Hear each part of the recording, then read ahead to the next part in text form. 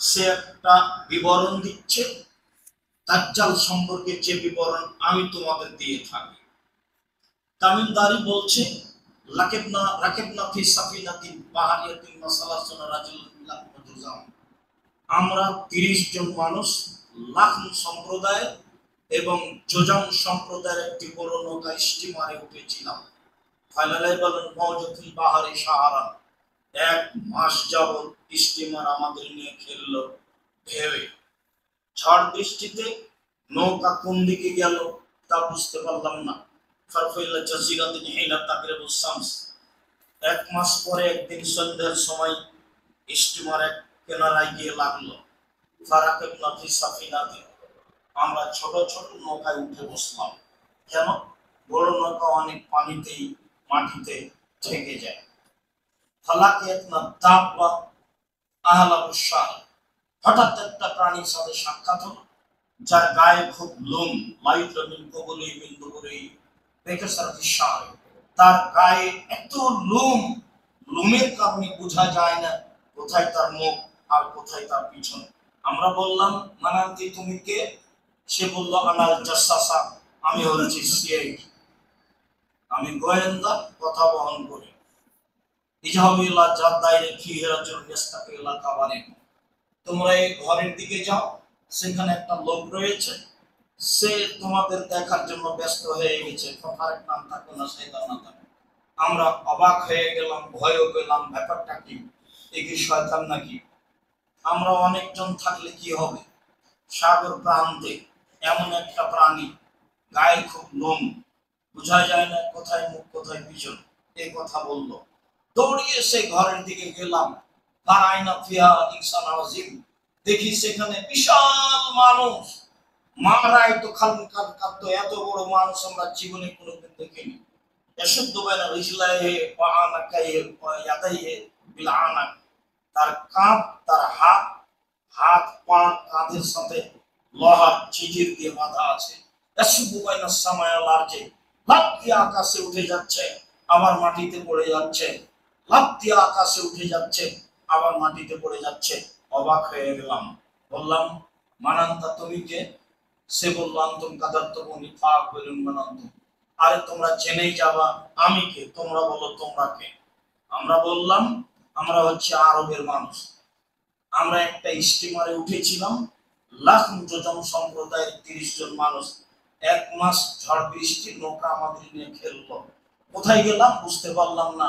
সন্ধ্যার সময় কেনারায় গিয়ে লাগলো, তো আমরা ছোট ছোট নৌকায় উঠলাম। একটা প্রাণীর সাথে দেখা হলো, গায়ে খুব লোম, লোমের কারণে বোঝা যায় না কোথায় রয়েছে মুখ আর কোথায় রয়েছে পিছন।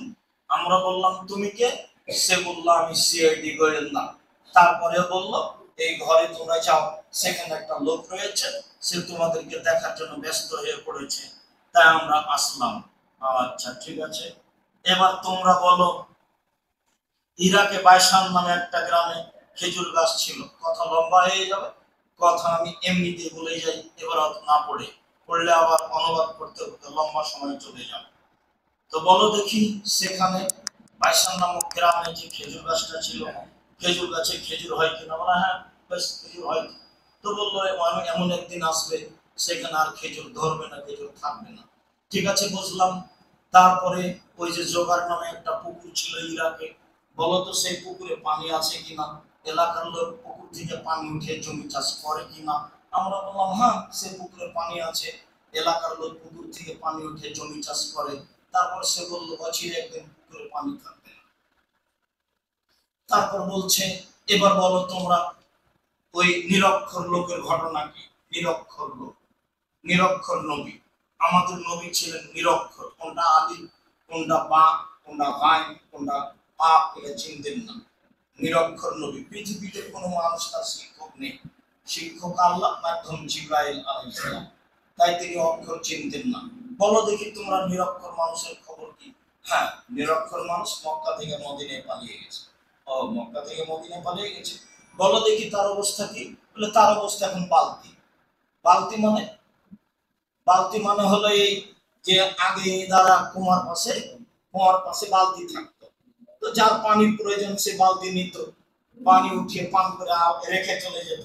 তা আমার প্রয়োজন আমি আবার বালতি নিতাম, তাহলে বালতি একবার আপনার হাতে, বালতি একবার আমার হাতে। তার মানে হলো এই যে তার অবস্থা এখন বালতি, মানে তিনি বদরের যুদ্ধে জয়ী হয়েছেন, ওহুদের যুদ্ধে পরাজয় হয়েছেন। এই তোলার তার অবস্থা, তার অবস্থা এখন বালতি, একবার জয় একবার পরাজয়।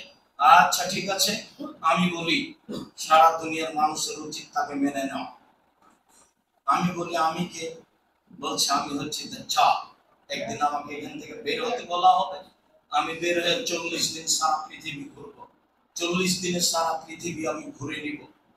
তবে আমি মক্কা এবং মদিনায় প্রবেশ করতে পারবো না। ঢুকতে চাইলে সেখানে 12টা দরজা আছে, 12টা দরজায় ফেরেশতা খোলা তরবারি নিয়ে আছে দাঁড়িয়ে। আমি ঢুকতে চাইলে আমাকে হত্যা করা হবে, আমি মক্কা এবং মদিনায় ঢুকতে পারবো না। এই পর্যন্ত বলে আল্লাহ নবীর হাতে একটা লাঠি ছিল, এবার লাঠি দিয়ে তিনি ওই এর উপরে কাঠের মেম্বারের উপর আঘাত করছেন আর বলছেন, হাজিহি তাইবা, এটাই হচ্ছে মদিনা, হাজিহি তাইবা, এটাই হচ্ছে মদিনা, যেখানে দাজ্জাল প্রবেশ করতে পারবে না। ইখরুজু মিন ইরাক, ইখরুজু মিন শাম, ইখরুজু মিনাল মাশরিক। দাজ্জাল বের হবে ইরাক থেকে, দাজ্জাল বের হবে পূর্ব দিক থেকে। সম্মানিত দিনী ভাই বোন, একটা কথা বলতে গিয়ে লম্বা কথা বলে ফেললাম। দাজ্জালের কাহিনী তাতে ছিল এই, ফাতেমা বিনতে কায়েস বলেন, আমি শুনলাম সালাত জামিয়া, সালাত শুরু হতে যাচ্ছে। এই যে এ বলে মানুষকে সালাতের জন্য ডাকা হতো। ঘটনা শেষ করলাম, তবু আরেকটি বলা থাকলো, এই যে রাসূল সাল্লাল্লাহু আলাইহি সাল্লামের ব্যাপারে দাজ্জাল নিজে ঘোষণা দিল, সারা পৃথিবীর মানুষের উচিত তাকে মেনে নেওয়া, তার আনুগত্যই করতে হবে। পানি পান করলে তার মতো করে করতে হবে, এটা দাজ্জাল বলে। খেতে বসলে তার মতো করে খেতে হবে, এটা দাজ্জাল বলে। কথা বললে তার মতো করে বলতে হবে, এটা দাজ্জাল বলে। প্রত্যেকটা কাজ তার নিয়মে হতে হবে, এই কথা দাজ্জাল বলে, এটা ঘোষণা দাজ্জালের। তাদের জন্য উচিত তাকে মেনে নেওয়া, এই কথা দাজ্জাল বলে। সম্মানিত দিনী ভাই বোন, জুমা দিয়ে মুহাম্মদ সাল্লাল্লাহু আলাইহি ওয়াসাল্লামের সম্মান করা যায় না। হল হিসাব রাসূল সাল্লাল্লাহু আলাইহি ওয়াসাল্লামের কথা মেনে তাকে সম্মান করা যায়। বলা হয়েছে যতক্ষণ পর্যন্ত মানুষ তার নিজের চেয়ে আমাকে সে ভালো না বেসেছে, ততক্ষণ পর্যন্ত সে ঈমানদার নয়। তো তিনি কি আমার বাড়ির পাশে আছে, দাওয়াত দিয়ে খাওয়াবো, তার নাম ভালোবাসা? জি না। তার প্রত্যেকটা কর্মকে তার মতো করে মানতে হবে, তার নাম তাকে ভালোবাসা। তার নাম হচ্ছে আমি সাক্ষ্য দিচ্ছি মোহাম্মদ আল্লাহ রাসূল, মানে হলো এইটা। নিজের মতো মানার নাম একেবারে দাড়ি চেঁচে সিগারেট হাতে নিয়ে ট্রাকের উপরে উঠে মিলাদুন নবী পালন করছে, বিশাল মোহাম্মদ সাল্লাল্লাহু আলাইহি সাল্লামের আনুগত্য করা হলো। ধর্ম পাগল হয়ে গেছে। ধর্ম রাজশাহী চাপে নবীদের হাওয়াই লাড্ডু दोनों हाथ में डाले, चाहे उसको खा ले, जो चाहे उसको छोड़ दे। बोले सब যে ধর্মে এক গ্লাস পানি পান করতে 5টা বিধান লাগে, সে ধর্ম পীর দিয়ে চলে না, সে ধর্ম বুজুর্গানের দিন দিয়ে চলে না, সে ধর্ম কোনো বড় হুজুর দিয়ে চলে না, সেই ধর্ম উমার দিয়েও চলে না। উমার মানে এত বড় মানুষ, যিনি রাস্তায় হাঁটলে শয়তান সে রাস্তায় হাঁটতো না। পৃথিবীর ইতিহাসে এরকম কোনো কথা কারো ব্যাপারে নেই।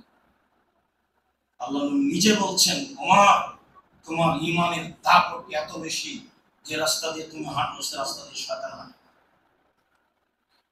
অথচ তিনি একটা মানুষ, শয়তানের গায়ে একটা থাপ্পড় মারতে পারবেন না, এই ক্ষমতা তার কাছে নেই। কেননা শয়তান ভিন্ন পদার্থে, উমর রাদিয়াল্লাহু তাআলা ভিন্ন পদার্থে। সম্মানিত দিনী ভাই বোন, কথার মধ্যে কথা, বুখারী মুসলিমের হাদিস, আল্লাহ রাসূল বলছেন, আমি স্বপ্নে জান্নাতে ঘুরছি, দেখি একটা ঘর, খুব সুন্দর টকটকে ঝকঝকে ঘর। ভাবলাম তার বাহির যদি এত সুন্দর হয়, ভিতরই বা কত সুন্দর।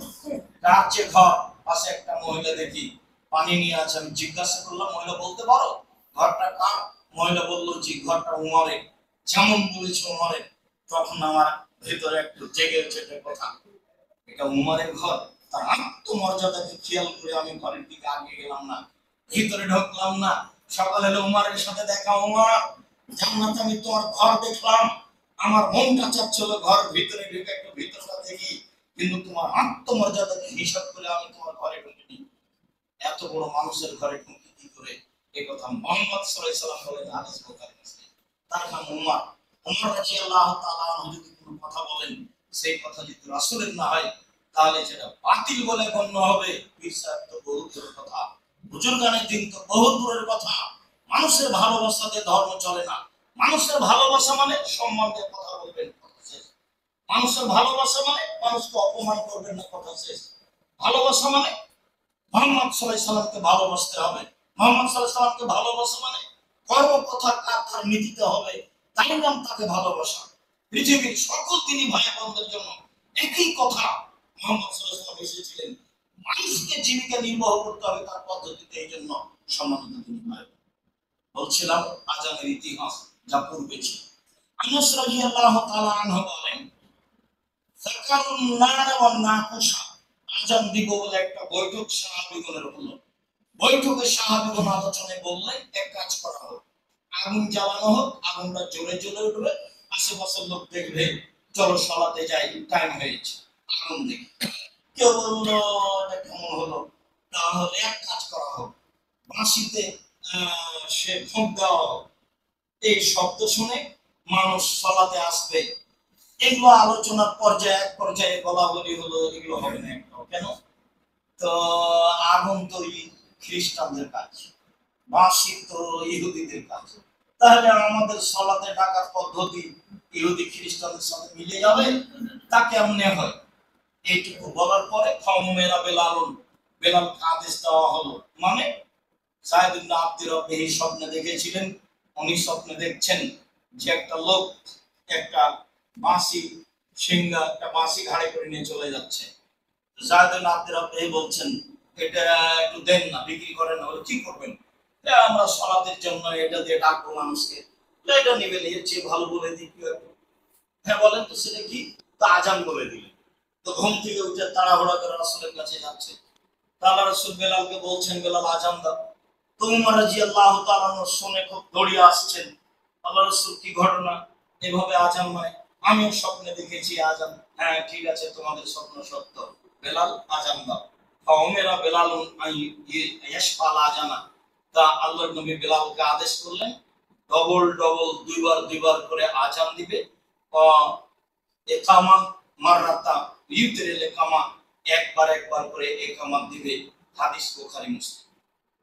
যদিও ভারত, বাংলাদেশ, পাকিস্তানের শতকরা 95টা মসজিদে ডবল ডবল আজান, ডবল ডবল একামত। মাত্র বুখারী মুসলিমের হাদিসে প্রমাণ হয় যে ডবল আজান আর একবার করে একামত। আব্দুল্লাহ ইবনে উমর রাদিয়াল্লাহু তাআলা আনহু বলেন, কানা আযান আলা আহাদি রাসূলিল্লাহি সাল্লাল্লাহু আলাইহি ওয়াসাল্লাম, রাসূলের যুগে আজান ছিল দুবার দুবার করে, অলেকামা মাররা মাররা, আর একামত ছিল একবার একবার করে। একাধিক হাদিস এ ব্যাপারে রয়েছে। আবু মাহাজুরা রাদিয়াল্লাহু তাআলা আনহু বলেন, আন্না রাসূলুল্লাহ সাল্লাল্লাহু আলাইহি ওয়াসাল্লাম আযানা 19 কালিমা ওয়ালাইকামা 17 কালিমা। আল্লাহর নবী আবু মাহাজুরাকে আযান শিখিয়ে দিয়েছিলেন, তা ছিল 19টি শব্দ, আর একামত শিখিয়ে দিয়েছিলেন, তাতে ছিল 17টি শব্দ। আযান সমান 19টি শব্দ আর একামত সমান 17টি শব্দ। হাদিস বুখারী মুসলিম।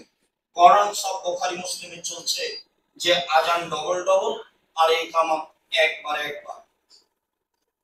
আবু মাহজুরা রাদিয়াল্লাহু তাআলা আনহু বলেন, আলকা রাসূলুল্লাহ সাল্লাল্লাহু আলাইহি ওয়াসাল্লাম আলা তাদিনা, একদা আল্লাহর নবী আমার সামনে আযান পেশ করলেন। এর সাথে কথা আরো পরে আসছে। একদা আল্লাহর নবী আযান আমার সামনে পেশ করলেন, তিনি নিজেই পেশ করলেন। তিনি বললেন, আবু মাহজুরা কুল, বলো আল্লাহু আকবার, আল্লাহ সবচেয়ে বড়, আল্লাহু আকবার, আল্লাহ সবচেয়ে বড়, আল্লাহু আকবার, আল্লাহ সবচেয়ে বড়, আল্লাহু আকবার, আল্লাহ সবচেয়ে বড়। আশহাদু আল্লা ইলাহা ইল্লাল্লাহ, আমি সাক্ষ্য দিচ্ছি আল্লাহ ছাড়া কোনো মাবুদ নেই। আশহাদু আল্লা ইলাহা ইল্লাল্লাহ, আমি সাক্ষ্য দিচ্ছি আল্লাহ ছাড়া কোনো মাবুদ নেই। ওয়া আশহাদু আন্না মুহাম্মাদুর রাসূলুল্লাহ, আমি সাক্ষ্য দিচ্ছি মুহাম্মদ আল্লাহর রাসূল। ওয়া আশহাদু আন্না মুহাম্মাদুর রাসূলুল্লাহ, আমি সাক্ষ্য দিচ্ছি মুহাম্মদ আল্লাহর রাসূল। তাওদো ও তাকুলো, এগুলো পুনরায় বলো। পরে আবার বিস্তারিত আসছে, এগুলো পুনরায় বলো। সুম্মাকুল, তারপরে তুমি বলো হাইয়া আলাস সালাহ, সালাতের জন্য আসো। হাইয়া আলাস সালাহ, সালাতের জন্য আসো। হাইয়া আলাল ফালাহ, কল্যাণের জন্য আসো। হাইয়া আলাল ফালাহ, সফলতার জন্য আসো। তারপরে তুমি বলো আল্লাহু আকবার, আল্লাহু আকবার, আল্লাহ সবচেয়ে বড়, আল্লাহ সবচেয়ে বড়, লা ইলাহা ইল্লাল্লাহ, আল্লাহ ছাড়া কোনো মাবুদ নাই। বুখারী মুসলিম। আজানের শব্দগুলি দেখছিলাম। আবু মাহজুরা রাদিয়াল্লাহু তাআলা আনহু বলেন যে আমি নিজে বললাম, কুলতু ইয়া রাসূলুল্লাহ আল্লিমনি সুন্নাতাল আযান, আল্লাহর নবী আমাকে আজানের সুন্নাত একটু বলে দেন তো, কিভাবে আজান দিতে হবে। অফি রিওয়ায়াতিন, অন্য এক বর্ণনায় এসেছে আজাবাহু সাউতু, আবু মাহজুরার কণ্ঠটা আল্লাহ রাসূলকে অবাক করেছিল।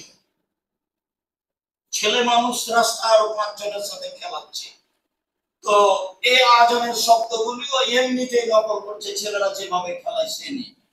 তো তার কণ্ঠটা আল্লাহ রাসূলকে খুব ভালো লেগেছে, তো আল্লাহ রাসূল তাকে ধরে আজান শিখিয়ে দিয়েছিলেন। এখানে আবু মাহজুরা বলছে আল্লাহনি সুন্নাতাল আযান, আল্লাহ রাসূল আমাকে আজানের পদ্ধতি শিখিয়ে দেন। যেমন বললেন আমাকে আজানের পদ্ধতি শিখিয়ে দেন, তখন আল্লাহ রাসূল বলছেন তাকুলো, তুমি বলো আল্লাহু আকবার, আল্লাহু আকবার, আল্লাহু আকবার, আল্লাহু আকবার, তারফাও বিহা সাওতাকা, কণ্ঠ উঁচু করে বলো। যত জোরে কণ্ঠ দেওয়া যায় তুমি তত জোরে এই আল্লাহু আকবার বাক্যগুলি বলো। এরপরে তিনি বললেন যে তাকুলো, তুমি বলো আশহাদু আল্লা ইলাহা ইল্লাল্লাহ, আশহাদু আল্লা ইলাহা ইল্লাল্লাহ, আশহাদু আন্না মুহাম্মাদুর রাসূলুল্লাহ, আশহাদু আন্না মুহাম্মাদুর রাসূলুল্লাহ। তাকফিজু বিহা সাওতাকা, কণ্ঠ নিচু করে ধীরে বলো। সুম্মা তারফাউ বিহা সাওতাক আও বিশাহাদাত, এবার খুব জোরে বলো শাহাদাত। তাহলে এই পদ্ধতি অনেক জায়গা থেকে ছুটে গেছে, কোন কোন জায়গায় বলা হয়। আবার একটু খেয়াল করে আল্লাহু আকবার, আল্লাহু আকবার, আল্লাহু আকবার, আল্লাহু আকবার, এটা হলো তার গতি অনুযায়ী জোরে, তার শারীরিক তার কণ্ঠ গতি অনুযায়ী যেভাবে সম্ভব জোরে। তারপরে সাক্ষ্য দয় চুপে বা ধীরে।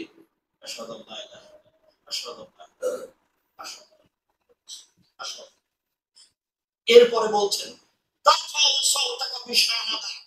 এই সাক্ষ্য এবার তোমার যত জোরে সম্ভব হয়, মানে আল্লাহু আকবারের মতো করে এই সাক্ষ্য দেয়, এটা সুন্নাত। মানে সাক্ষ্য দেয় প্রথমে হবে ধীরে, তারপরে হবে জোরে। এরপরে কথা হলো তুমি বলো হাইয়া আলাস সালাহ, হাইয়া আলাস সালাহ, হাইয়া আলাল ফালাহ, হাইয়া আলাল ফালাহ। ফাইন কানাস সালাতু সুবহি, কথা হলো যদি সালাত ফজরের হয় তাহলে তুমি বলবা আস-সালাতু খায়রুম মিনান নাওম, আস-সালাতু খায়রুম মিনান নাওম, সালাত ঘুমের চেয়ে উত্তম, সালাত ঘুমের চেয়ে উত্তম। সুম্মা তাকুল, তারপরে তুমি বলবা আল্লাহু আকবার, আল্লাহু আকবার, লা ইলাহা ইল্লাল্লাহ। আবু মাহজুরাকে রাসূল সাল্লাল্লাহু আলাইহি সাল্লাম আজানের পদ্ধতি শিখালেন, যা আমরা বুঝতে পারলাম এইভাবে আজানের পদ্ধতি। আর একামত একবার একবার আল্লাহু আকবার, আল্লাহু আকবার, আশহাদু আল্লা ইলাহা ইল্লাল্লাহ, আশহাদু আন্না মুহাম্মাদুর রাসূলুল্লাহ, হাইয়া আলাস সালাহ, হাইয়া আলাল ফালাহ, কাদ কামাতিস সালাহ, কাদ কামাতিস সালাহ, আল্লাহু আকবার, আল্লাহু আকবার, লা ইলাহা ইল্লাল্লাহ। এটাই হচ্ছে একবার একবারের অর্থ। সম্মানিত দিনী ভাই বোন, বলছিলাম রাসূল সাল্লাল্লাহু আলাইহি সাল্লামের শিখে দেওয়া পদ্ধতিতে আজান। আবু কাতাদা রাদিয়াল্লাহু তাআলা আনহু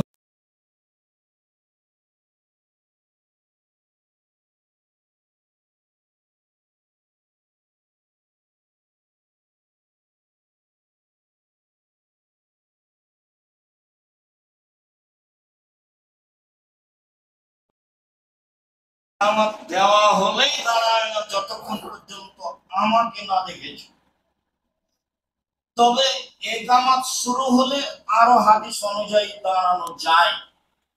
আর এখন অধিকাংশ মসজিদে ইমাম বলছে যে দাঁড়ান, সবাই যখন দাঁড়িয়ে লাইন ঠিক হয়ে গেছে তখন মুয়াজ্জিন ইকামত দিচ্ছে। তো ইকামত এখন কি করবেন? ইকামত তো বার করে দিচ্ছে, মানে ইকামতের তো কাজ শেষ। তো মানুষ তো এমনি দাঁড়িয়ে গেছে, মানে সুন্নাত কিভাবে উল্টে আছে। আর ইমাম সাহেব তো কেবলার দিকে মুখ করে আছেন বাসাতের পাগড়ি পরে। উনি যখন একামত কাতকামত সালাত বলবেন তখন তিনি আল্লাহু আকবার বলবেন।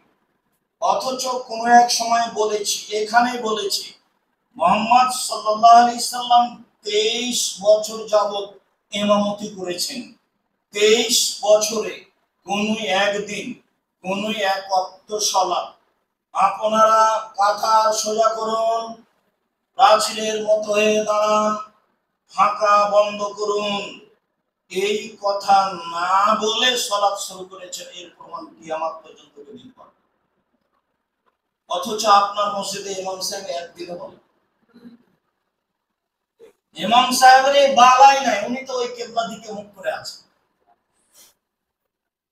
আর একামত তো দাঁড়িয়ে যাওয়ার পরে, একামত দাঁড়িয়ে যাওয়ার আগে, দাঁড়িয়ে যাওয়ার পরে একামত নয়, দাঁড়িয়ে যাওয়ার পরে একামত নয়, বরং একামতের পরে দাঁড়ানো বা একামতের সময় দাঁড়ানো, আগে দাঁড়ানোর কোনো প্রশ্নই আসে না। এটা উজ্জ্বল শরীয়তে স্পষ্ট বেদা। এই নীতি রাসূলের নয়, এই নীতি সাহাবীর নয়, এই নীতি তাবেঈর নয়, এই নীতি পৃথিবীর কোনো বড় বিদ্বানের নয়। আবু হানিফা রাহিমাহুল্লাহর নয়, ইমাম মালিকের নয়, ইমাম শাফিঈর নয়, ইমাম আহমদ ইবনে হাম্বলের নয়, পৃথিবীর কোনো বিদ্বানের এই নীতি নয়।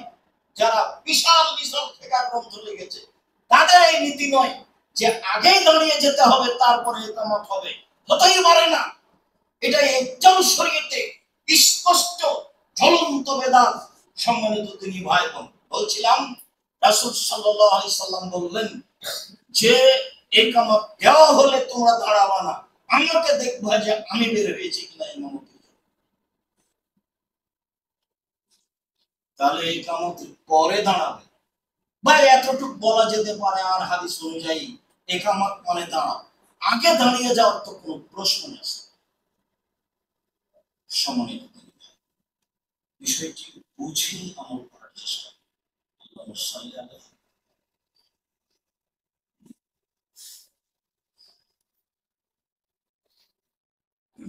আলহামদুলিল্লাহ والصلاة والسلام على من لا نبي بعد। আবু হুরায়রা রাদিয়াল্লাহু তাআলা আনহু বলেন, রাসূল সাল্লাল্লাহু আলাইহি সাল্লাম বলেছেন, ইজা উকিমাতিস সালাত ফালা সালাতা ইল্লাল মাকতুবা। ইকামত দেওয়া হলে কোনো সালাত চলবে না ওই সালাত ছাড়া যেই সালাতের ইকামত দেওয়া হয়েছে। এদেশের শতকরা 95টা মসজিদে জামাত চলছে তখন মানুষ সুন্নাত পড়ছে করে। আর আল্লাহর নবী বলছেন, বুখারী মুসলিমের হাদিস, ফরজ সালাতের ইকামত দেওয়া হলে কোন সালাত চলবে না। ইকামত শুরু হয়েছে মানে সালাতের যে অবস্থাতে আছে সে অবস্থায় চলবে, এটাই সুন্নাত। এতে কি আছে? মাত্র এক রাকাত বাকি আছে, 3 রাকাত হয়ে গেছে সুন্নাতে, ইকামত শুরু হয়ে গেছে, এই অবস্থাতে ছেড়ে দিতে কেন? রাসূল সাল্লাল্লাহু আলাইহি ওয়াসাল্লাম বলেছেন, যখন ফরজ সালাতের জন্য ইকামত দেওয়া হচ্ছে তখন আর কোনো সালাত, আপনি এই ফরজ সালাত আদায় করে নিয়েছেন আর করবেন না সেটা ভিন্ন কথা, কিন্তু যেই সালাতে ইকামত দেওয়া হচ্ছে এই সালাত আপনিও করবেন, আপনার ইচ্ছা মতো সুন্নাত পড়ার পরে আসবেন সালাতে, এইটা একটা আপনার ইচ্ছার ব্যাপার, যেটা রাসূল সাল্লাল্লাহু আলাইহি ওয়াসাল্লামের ব্যাপার নয়। সম্মানিত দিনী ভাই, আবু হুরায়রা রাদিয়াল্লাহু তাআলা আনহু বলেন, মালিক ইবনে হুয়াইরিস রাদিয়াল্লাহু তাআলা আনহু বলেন, আতাতুন নবী সাল্লাল্লাহু আলাইহি সাল্লাম ওয়া ইবনু আমিন লি, একদা আমি আর আমার চাচার ছেলে দুইজন মিলে রাসূলের কাছে আসলাম। তাহলে রাসূল আমাদের দুইজনকে বলছেন, শোনো, এই যে সফর, তোমার যখন তোমরা সফরে থাকবা ফাআযিনা ওয়া আকিমা, তখন তোমরা আযান দিবা, তখন তোমরা ইকামত দিবা। আর ইয়াউমুকুমা আকবারুকুমা, আর ইমামতি করবে দুইজনের বড় যে সে। অন্য হাদিসে এসেছে কোরআন হাদিস, কোরআন যে ভালো জানে সে। অত্র হাদিসে এসেছে তোমাদের দুইজনের মাঝে বড় যে সে ইমামতি করবে। একই জনই আজান দিয়েছে, সেই যদি আবার বয়সে বড় হয়, কোরআনও ভালো পড়তে পারে, সেই ইমামতি করবে। যে আজান দিয়েছে সেই ইমামতি করবে। তবে যেখানেই থাক না কেন আজান দিবা, ইকামত দিবা, সালাত আদায় করবে। আজান দিবা, ইকামত দিবা, সালাত আদায়।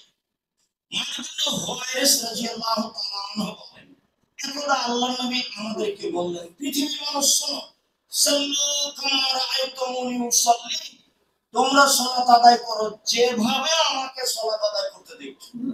তোমরা সালাত আদায় করো যেভাবে আমাকে সালাত আদায় করতে দেখছো।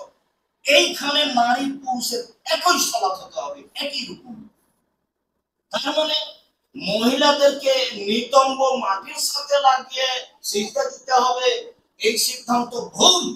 বহুদিন বলেছি, বক্তব্যের মাঠে বলা আছে, মহিলা বৈঠকে মহিলা মানুষ বক্তব্য বলেছে, বুবু যখন সিজদায় যাবা বুবু, হাতি যেমন মাটিতে পড়ে যায়, তেমনি একবার মাটিতে পড়ে গিয়ে আঁটো সাঁটো হয়ে নিতম্ব নিচু করে সিজদা দিও বুবু, নইলে স্তন ঝুলন্ত থাকবে বুবু, পর্দার ব্যাঘাত ঘটবে।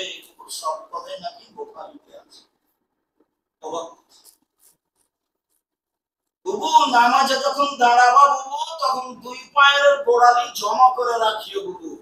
যদি জমা করে না রাখো, তাহলে লজ্জা স্থানের যোগাযোগ বুবু মাটির সাথে হবে, মাটি অভিশাপ করবে বুবু। সব কথাই নাকি বুখারীতে আছে। বুবু শাড়ি পরে সালাত আদায় করলে ল্যাঙ্গট পরিও, নইলে লজ্জা স্থানের যোগাযোগ বুবু মাটির সাথে হবে, মাটি অভিশাপ করবে। এই মহিলা বৈঠকের প্রায় কথাই মিথ্যে, তার মধ্যে এগুলো বড় প্রায় অংশই মিথ্যে, সব বানানোর ধর্ম। আল্লাহ রাসূল বলছেন, সাল্লু কামা রাআইতুমুনি উসাল্লি, পৃথিবীর মানুষ আমি যেভাবে সালাত আদায় করতাম আমাকে দেখছো সেভাবে করো। পৃথিবীর মানুষ বলতে কি মহিলা বাদ দিয়ে মানুষ নাকি? মহিলা কি মানুষের বাইরে নাকি? কোন দিন আয়েশা রাদিয়াল্লাহু তাআলা আনহা এভাবে সালাত আদায় করেননি যে নিতম্ব নিচু করে একবারে মাটিতে পড়ে গিয়ে হাঁটো সাঁটো হয়ে সিজদা করতে হবে, এই সালাত হবে না, এই কথাই ঠিক। পৃথিবীর মানুষ আমাকে যেভাবে সালাত আদায় করতে দেখছো সেভাবে তোমরা সালাত আদায় করো। ফাইজা হাজারাতিস সালাত ফালইয়াযনা আহাদুকুম লাকুম, সালাতের টাইম হয়ে গেলে তোমাদের একজন আজান দিবে। ইয়াউমুকুম আকবারুকুম, আর তোমাদের মধ্যে যে বড়, যে কোরআন হাদিস ভালো করতে পারে, সেই ইমামতি করবে। এই কথা মুহাম্মদ সাল্লাল্লাহু আলাইহি সাল্লাম বলেন। আনাস রাদিয়াল্লাহু তাআলা আনহু বলেন, রাসূল সাল্লাল্লাহু আলাইহি সাল্লাম বলেছেন, ইন্না আযালা বেলালিন, ইন্না বেলালান ইউযানু বিলাইলিন, নিশ্চয় বেলাল রাতে আযান দেয়। কুলু ওয়াশরাবু, তখন তোমরা খাও, তোমরা পান করো। হাত্তা ইউযাযিনা ইবনু উম্মি মাকতুম, যতক্ষণ পর্যন্ত আব্দুল্লাহ ইবনে উম্মি মাকতুম আযান না দিচ্ছে। ওয়াকানা ইবনু মাকতুম কানা রাজুলান আমা, আব্দুল্লাহ ইবনে উম্মি মাকতুম ছিলেন অন্ধ মানুষ। ফালা ইউনাদি, ও আযান দিতে পারত না। ফাইকাল্লাহ, তাকে বলা হতো আসবাহাতা আসবাহাতা, সকাল হয়ে গেছে, সকাল হয়ে গেছে, তুমি আযান দাও। সম্মানিত দিনী ভাই বোন, পত্র হাদিস ভোর রাত্রে আযান দেওয়ার ব্যাপারে, তাহাজ্জুদে আযান দেওয়ার ব্যাপারে, আমরা রমজান মাসে যে আযান দেখি, এই আযান রমজানের সাথেই খাস, এই কথা নয়। এই আযান তাহাজ্জুদের সাথেই খাস, এই কথা নয়। এই আযান তাহাজ্জুদ ও সাহারির ভিতর সম্বন্ধ। এই আযান তাহাজ্জুদ ও সাহারি দুটার সমন্বয়। কোন কোন জায়গায় চিরদিনই ভোর রাত্রে আজান হয় মসজিদে নববীতে এবং মসজিদে হারামে 12 মাস ভোর রাত্রে আজান, তাহাজ্জুদের আজান এবং ফজরের আজান, তাহাজ্জুদের আজান এবং ফজরের আজান। এখানে আল্লাহ নবী বলছেন যে বেলাল রাতে আজান দেয়, তোমরা খাও পান করো যতক্ষণ পর্যন্ত আব্দুল্লাহ ইবনে উম্মে মাকতুম আজান না করছে। জাবির ইবনে সামরা বলেন, সামরা ইবনে জুনদুব রাদিয়াল্লাহু তাআলা আনহু বলেন, লা ইয়ামনান্নাকুম মিন শুহুরিকুম আজান বেলালিন, বেলালের আজান যেন তোমাদের সাহারি বন্ধ না করে, বেলালের আজান যেন তোমাদের সাহারি বন্ধ না করে। এই কথাটার উপর একটা কথা রমজান মাসে বলেছি, মনে আছে? ও যে বলছে যে এখন সাহারি করবেন না, এখন সাহারি বন্ধ, ওকে আদেশ কে দিল যে আপনি এখন বলেন যে এখন সাহারি করা নিষেধ, সাহারি খাওয়া নিষেধ? আল্লাহ রাসূল বলছেন যে খানা উপস্থিত, আজান হচ্ছে, তুমি খাও। ও বলছে যে এখন আজানের সাহারির টাইম পার হয়ে গেছে, আপনারা সাহারি খাবেন না। মাইকে ওকে কে বলতে বলল? এই ভাষা ওকে কে বলতে বলল? সাহারির জন্য আজান ছাড়া কোন কথা, কোরআন তেলাওয়াত, হাম না গাজাল, কথা বলা, আপনার শাইরিন বাজানো, চিল্লা চিল্লি, সব হারাম, এক টানা সব হারাম আজান দেবে। উল্লেখ্য যে আজান সাহারির সাথে খাস নয়, আজান তাহাজ্জুদের সাথে খাস নয়, দুটার সমন্বয়ে আজান। সম্মানিত দিনী ভাই, আজান আবু হুরায়রা রাদিয়াল্লাহু তাআলা আনহু বলেন, ইন্নান নবিয়্য সাল্লাল্লাহু আলাইহি ওয়াসাল্লাম হিনা কাফালা মিন গাজওয়াতি খায়বার, যখন আল্লাহ রাসূল খায়বারের যুদ্ধ শেষ করে ফিরে আসছে, রাসূল সাল্লাল্লাহু আলাইহি ওয়াসাল্লাম যখন খায়বারের যুদ্ধ শেষ করে ফিরে আসছেন, তো সারা লাইলাম তিনি রাতে হাঁটতে লাগলেন, রাতে হাঁটছেন। তখন আল্লাহ রাসূলকে নিদ্রা পেয়ে গেল, খুব ক্লান্ত, ঘুম আসছে এরকম হাঁটতে হাঁটতে। তখন তিনি রাতে শুয়ে পড়লেন, রাতের শেষ দিকে শুয়ে গেলেন। অকারণে বেলালকে বললেন, বেলাল ইকলালানা আল-লাইলা, তুমি আমাদের পাহারা দাও। শত্রুর জন্য মুহাম্মদ সাল্লাল্লাহু আলাইহি সাল্লামকে পাহারাদার ঠিক করতে হয়েছে। আপনি যদি বলেন না আল্লাহর রাস্তায় আছি, এই কথা ভুল। না, আল্লাহ রাসূলের আল্লাহর রাস্তায় চলে না, আল্লাহ তো সবকিছুই করেন। তো আল্লাহর নবী কেন বলছেন যে বেলাল তুমি পাহারা দিবা? ইকলালানা লাইলা, বেলাল তুমি ঘুমাবা না, তুমি আমাদের পাহারা দাও, শত্রু যেন আমাদের ক্ষতি না করতে পারে। আপনার প্রস্তুতি থাকবে মানুষের মতো যেগুলো প্রয়োজন, তারপরে আপনি তাকদীরের কথা বলবেন। আপনার প্রস্তুতি থাকলো না আর আপনি তাকদীরের কথা বললেন, তা নয়। মুহাম্মদ সাল্লাল্লাহু আলাইহি ওয়াসাল্লাম বলছেন বেলাল পাহারা দাও।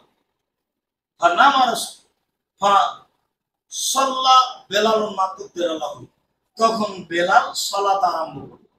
যে পাহারার কি দিই, তাহলে সালাত আরম্ভ করল। অন্য এক বর্ণনায় এসেছে যাকে পাহারা দিতে বলেছিলেন তাকে একজন তীর মেরেছিল, তীর মেরে এসে পায়ে লেগেছে, দিয়ে রক্ত ঝরঝর করে ঝরছে, তারপরেও সালাত আদায় করছে। তো ওই হাদিসে প্রমাণ হয়েছে যে রক্ত বের হলে ওযু ভেঙে যায় না। ফিকর বইয়ে লেখা আছে রক্ত শরীর থেকে গড়ে পড়লে কি হয়? ওযু ভেঙে যায়।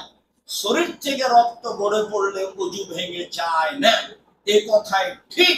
এই যে তীর এসে গায়ে লেগেছে, রক্ত ঝরঝর করে ঝরছে, সালাত আদায় করতেই আছে। তো পাহারা দিচ্ছেন উনি, সালাত আদায় করে পাহারা দিচ্ছেন। ফানামা রাসূলুল্লাহ সাল্লাল্লাহু আলাইহি ওয়াসাল্লাম, রাসূল ঘুমিয়ে গেছেন, সঙ্গী সাথীও ঘুমিয়ে গেছেন। ফা আসনাদা ইলা রাহাবিহি, তিনি তার বাহনটাতে হেলান দিয়েছেন। মুআজ্জিহান আল ফাজরে, যেদিকে সূর্য উঠবে সেদিকে মুখ করবে। তাকারামাল ফজর, ঘটনাটা ঘটেছে ফজর হবে হবে এরকম সময়, ঘটনাটা ঘটেছে ফজর হবে হবে এরকম সময়। তারপরে ইসনাদ হয়ে ইলা রিহালিহি, তার বাহনে হেলান দিয়ে ঘুমিয়ে আছেন। ফালাম ইস্তাইকাজা রাসূলুল্লাহ সাল্লাল্লাহু আলাইহি ওয়াসাল্লাম, আল্লাহ রাসূলের ঘুম ভাঙেনি, আল্লাহ রাসূলের ঘুম ভাঙেনি। ওয়ালা বেলাল, বেলালেরও ঘুম ভাঙেনি। ওয়ালা আহাদুম মিন আসহাবি রাসূলিল্লাহ সাল্লাল্লাহু আলাইহি ওয়াসাল্লাম, সাহাবীদের কারো ঘুম ভাঙেনি। হাত্তা জারাবাথুমুশ শামস, সূর্য উঠে গেছে, সূর্যের আলো সাহাবীদের মুখের উপরে লেগেছে। ফাস্তাইকাজা রাসূলুল্লাহ সাল্লাল্লাহু আলাইহি ওয়াসাল্লাম আউয়ালাহুম, আল্লাহর নবী এদের প্রথম জেগেছেন। যখন আলোটা মুখের উপরে লেগেছে, তখন আলোর কারণে আল্লাহ রাসূল ঘুম থেকে প্রথমে জেগেছেন। লম্বা সময় পায়ে হেঁটেছেন, রাতে ক্লান্ত হয়ে গিয়ে ভোর রাত্রে ঘুমিয়েছেন।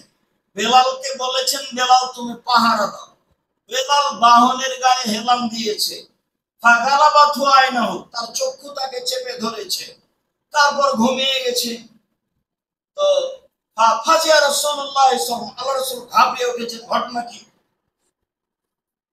ফাকালায়া আয় বেলাল, আল্লাহ রাসূল বলেন, বেলাল কি ব্যাপার, তুমি ঘুমিয়ে গেছো যে?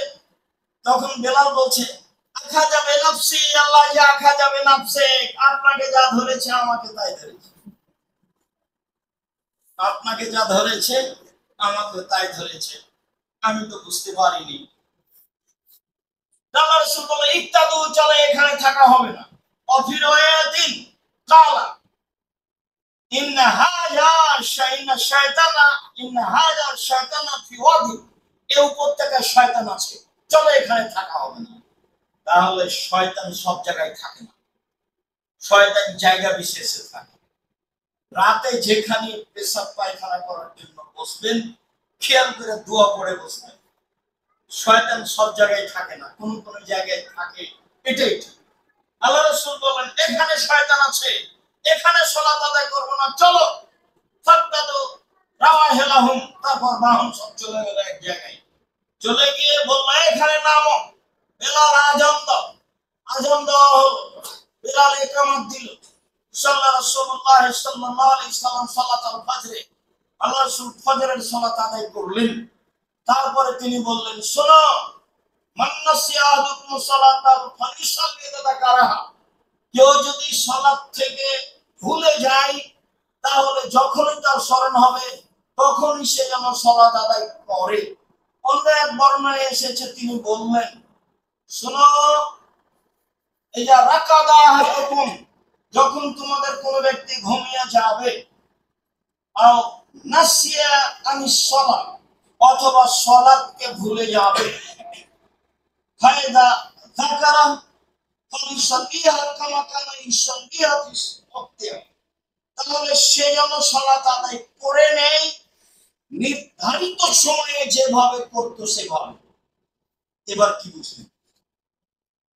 ফজরের টাইমে সালাত তো জোরে কেরাত ছিল, এখন তো সালাত, এখন তো সকাল 8টা 9টা, এখন কিভাবে হবে? এখন জোরেই হবে। আল্লাহ রাসূল বলছেন, তোমরা সালাত আদায় করবে যেই সালাত যেভাবে ছিল সেই। আযান দিবা দিনে সকাল 8টার সময় আযান দিতে হবে, সকাল 8টার সময় ইকামত দিতে হবে, সকাল 8টার সময় জোরে কেরাত আদায় করে সালাত আদায় করতে হবে। এটাই এটাই রাসূল সাল্লাল্লাহু আলাইহি ওয়াসাল্লাম এই কথা বলেছেন, ইন্না শাইতানা আতা বেলাল, ও শয়তান এসেছিল বেলালের কাছে, তখন বেলাল সালাত আদায় করছিলেন। তো ইহুদিও কামা ইহুদাস সাবিও, তো শয়তান তাকে গায়ে হাত দিয়ে ভাবে বাচ্চাকে যেভাবে নিন দেয়, ঘুমানোর ঘুম পাড়ায় চেষ্টা করে, ঘুম যাও ঘুম যাও, ওইভাবে ও শয়তান বেলালকে কি করছে, ঘুমানোর চেষ্টা করছে। তখন তার চোখটা চেপে গেছে, ঘুম চলে এসেছে। এটা বেলালের জন্য সম্ভব হয়েছে, যদি উমার হতো। আল্লাহ রাসূল বলছেন, যেভাবে বলছেন আপনাকে আমি সেভাবে শোনাচ্ছি। তার মানে আমার আপনার কাছে শয়তান আসতে পারে, এটাই স্বাভাবিক। আপনাকে আমাকে খুব সতর্ক থাকতে হবে, এটাই স্বাভাবিক। আল্লাহ বহু জায়গাতে বলেছেন যে শয়তান আপনাদের স্পর্শ করবে, খোলা খোলি শত্রু, সব সময় খারাপটাকে ভালো করে দেখে, তার কাজই এটা। যে মাকে সুন্দর করে দেখাচ্ছে, যে মাকে সুন্দর করে দেখাচ্ছে, তো জেনা কোন জায়গায় সুন্দর হবে এত বড় খারাপ? মানুষকে হত্যা করা সুন্দর করে দেখাচ্ছে, মানুষকে হত্যা করা এত বড় খারাপ কি করে ভালো হতে পারে? আপনার ওই ইয়েতে গোলাপ সাহের মাজারে টাকা দেওয়াকে ভালো করে দেখাচ্ছে, মাজারে কবরে টাকা দেওয়া সবচেয়ে বড় খারাপ। কি পীরকে মানা, একটা পীরকে আপনি কি করে মানতে পারেন রাসূল সাল্লাল্লাহু আলাইহি ওয়াসাল্লামকে বাদ দিয়ে? এগুলোকে শয়তান মানুষকে কি করে দেখাচ্ছে? সুন্দর করে ভালো করে দেখাচ্ছে। তখন মানুষ বলছে ঠিক আছে। তা আবু হুরায়রা বেলাল রাদিয়াল্লাহু তাআলা আনহু সালাত আদায় করছেন, তখন বেলালকেও ঘুম দিচ্ছে, বাচ্চাকে যেভাবে ঘুম দেয় মায়ে, বাচ্চাকে যেভাবে মায়ে ঘুম দেয়, বেলাল রাদিয়াল্লাহু তাআলা আনহুকে শয়তান সেভাবে কি দিচ্ছে? ঘুম দিচ্ছে। ইতিমধ্যে চোখটা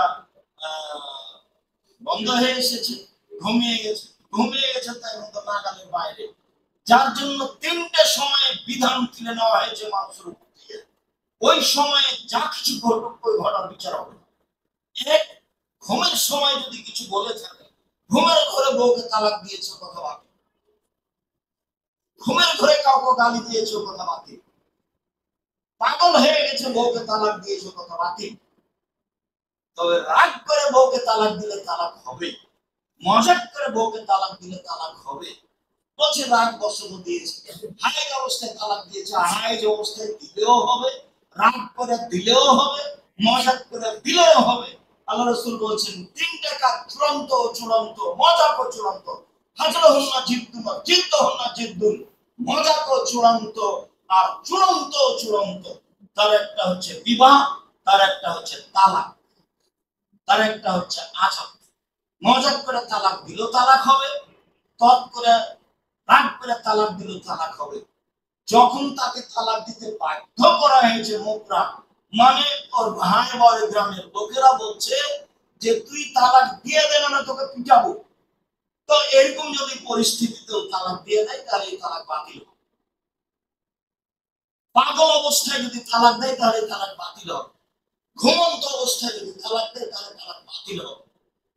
যেই ছেলে এখনো বুদ্ধি হয়নি, বিবেকহীন, তার উপরে কোন শরীয়ত প্রযোজ্য হবে, বুদ্ধি না হওয়া পর্যন্ত তিনটা বিষয় আল্লাহ তাআলার তরফ থেকে বিধান করে নেওয়া হয়েছে। যেহেতু এখন থেকে ঘুমিয়ে গেছেন, কাজেই তারা সালাত কাজা করলেন, এই অপরাধে তারা অপরাধী হবেন না। আর সেদিন রাসূল সাল্লাল্লাহু আলাইহি ওয়াসাল্লাম নিজেও ছিলেন, তাহলে রাসূল সাল্লাল্লাহু আলাইহি ওয়াসাল্লাম মানুষ, বোঝা যাচ্ছে রাসূল সাল্লাল্লাহু আলাইহি ওয়াসাল্লাম কি মানুষ, যার এরকম ঘটনা ঘটতেই পারে। ফেরেশতা হলে, নূরের হলে এই ঘটনা, জিবরাইলের তো ঘটনা কোনদিন, জিবরাইল আর নূরের, মুহাম্মদ সাল্লাল্লাহু আলাইহি ওয়াসাল্লাম নূরের এই ঘটনা ঘটলো যে হাদিস তো বুখারী মুসলিম আপনি বিবেচনা করবেন কি, মানে মুহাম্মদ সাল্লাল্লাহু আলাইহি ওয়াসাল্লাম মানুষ, এরকম ঘটনা ঘটতেই পারে। তিনি খেতেন, তিনি চলতেন, তার স্ত্রী ছিল, তার পরিবার ছিল, পরিবারের সাথে অনেক সময় সন্তুষ্ট হতেন, অসন্তুষ্ট হতেন, অনেক সময় ওকে কিছু বলতেন, সেটাও স্পষ্ট কোরআন হাদিসে সব উল্লেখ হয়ে গেছে। সম্মানিত দিনী ভাই, আমি বলছিলাম যে আজানের শব্দগুলি, আজানের পদ্ধতি এক সময় ছিল এই, এক সময়ে সিদ্ধান্ত হয় এই, তারপরে এক সময়ে সিদ্ধান্ত আছে যে আজান আপনারা দেখছেন, এটা হলো আজানের ইতিহাস। আর দুই, আজানের শব্দ হলো আপনার 19টি, আর একামতের শব্দ হলো 17টি।